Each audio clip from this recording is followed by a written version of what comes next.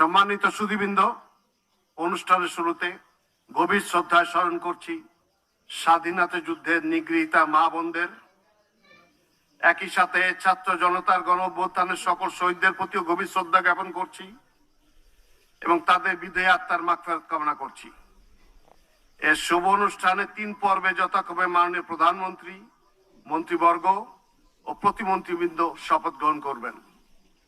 সম্মানিত সুধীবৃন্দ, গত 12 ফেব্রুয়ারি 2026 তারিখে অনুষ্ঠিত ত্রয়োদশ জাতীয় সংসদ নির্বাচনের ফলাফলের ভিত্তিতে গণপ্রজাতন্ত্রী বাংলাদেশের সংবিধানের 56 অনুচ্ছেদের 3 দফা অনুযায়ী রাষ্ট্রপতি ত্রয়োদশ জাতীয় সংসদের সংখ্যাগরিষ্ঠ সদস্যের আস্থাভাজন সংসদ সদস্য জনাব তারেক রহমানকে গণপ্রজাতন্ত্রী বাংলাদেশ সরকারের প্রধানমন্ত্রী পদে নিয়োগ দান করেছেন।